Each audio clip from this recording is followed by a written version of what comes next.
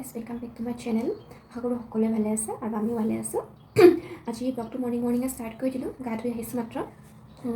আজি হৈছে মহাশিৱৰাত্ৰি, তো ভাবিলোঁ আজি আৰু এটা ব্লগ দি দিওঁ শিৱৰাত্ৰি উপলক্ষে।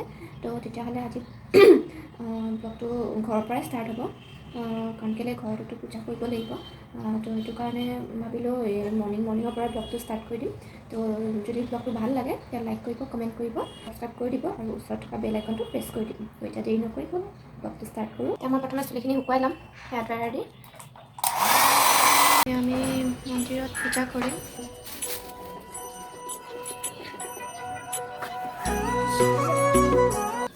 প্ৰথমেও সেয়া কৰি ল'ব, তাৰপিছত মই কৰিম।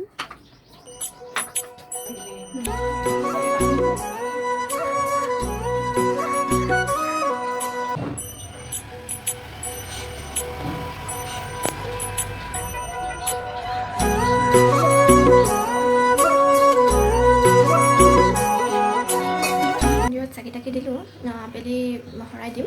তো তাৰ কাৰণে বুট চুট তিয়াই থৈ দিছোঁ এতিয়া। আৰু এতিয়া মই বনাম চাহ। কেলৈ আজিতো ব্ৰত বাৰু মই নাখাওঁ, চাহ তাহ খাওঁ বাকী খাই। তো মাহঁতে খাব চাগে কিবা এটা, মই নাখাওঁ। চাহ ৰেডি, এতিয়া দিওঁগৈ। ভাত খাবানে?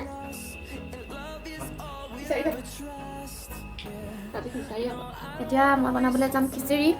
তো পাপাহঁতে খাব খিচিৰি, খাওঁ তো খাব। এতিয়া খিচিৰিৰ কাৰণে মই চাউল দালি দি লৈছোঁ, চিম্পুল খিচিৰি এটা বনাম আৰু। তো এতিয়া খিচিৰি হৈ গ'ল বনাই কৰি, এতিয়া বেলেগ কাম নাই। আবেলিলৈহে আছে আৰু চাকি দিবলৈ আছে, শৰাই দিবলৈ আছে। আকৌ এইফালে পূজা বুলি অকণমান ওলাইও যাম চাগে। এতিয়া চবে খাব ধৰিছে, মই পাপাই ইয়াতে খাই আছে, এক্সট্ৰা কৰি দিছে মায়ে খাবলৈ। নাই মানে কি অন্য নহয়, টিভিটো মানে ড্ৰয়িং ৰুমত আছোঁ যে, মানে পাপাই টিভি চাই খাবলৈ ভাল পায় আৰু সেইটো কাৰণে। এয়া আবেলি হৈছে, দিনত খিচিৰি টিচিৰি খাই পিনে অকণমান ৰেষ্ট ল'লোঁ। তাৰপৰা এতিয়া উঠি গা পা ধুই এতিয়া ঘৰৰ মন্দিৰত শৰাইখন দিম শিৱৰাত্ৰি উপলক্ষে। তাৰপিছত ওলাই যাম আৰু অকণমান দেৰি পিছত। সেয়া প্ৰথমে শৰাই যোগাৰখিনি কৰি লৈছোঁ।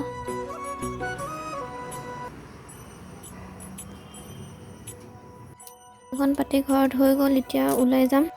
মন্দিৰ আহি পালোহি, এইটো বহুত পুৰণি শিৱ মন্দিৰ, আমাৰ ঘৰৰ ওচৰৰে।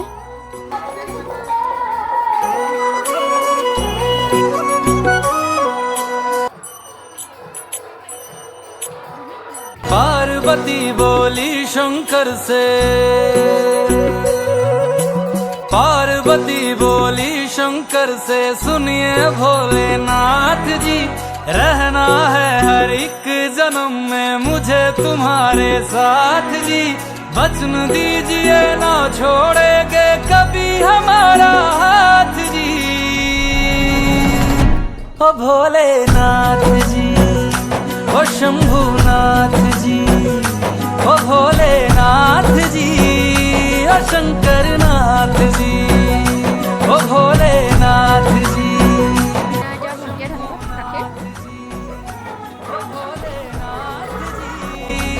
शंकरनाथ जी,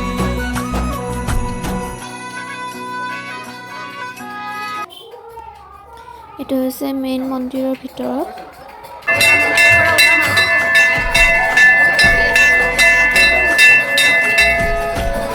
কিবা নাম প্ৰসংগ চলি আছে বাহিৰত, এতিয়া ওলামগৈ আৰু ইয়াৰ পৰা ঘৰলৈ যাম।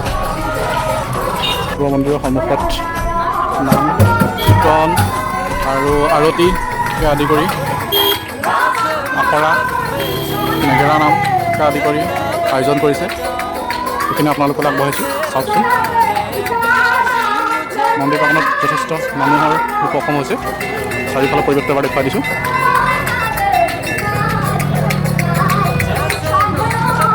মন্দিৰৰ সন্মুখ প্ৰাংগণত ৰাইজৰ ভিৰ হৈছে।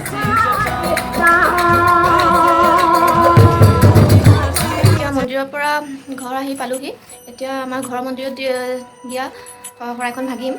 শৰাই পাতি থৈ গৈছিলে যে, সেয়া শৰাইখন ইয়াত সেৱা কৰি পেলাই শৰাইখন ভাঙিবলৈ লৈছে। সেৱা সৎকাৰ কৰি লৈছে শৰাইখন ভঙাৰ আগত।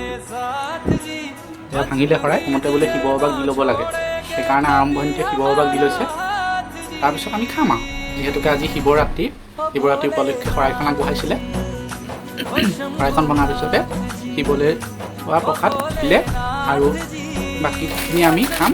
এয়া প্ৰসাদ বিতৰণ কৰিলে, প্ৰসাদ কল এয়া অৱশেষত শৰাই ভাঙি আহিলে আৰু এয়া আজি শিৱৰাত্ৰি আমি এনেদৰে চেলিব্ৰেট কৰিলোঁ।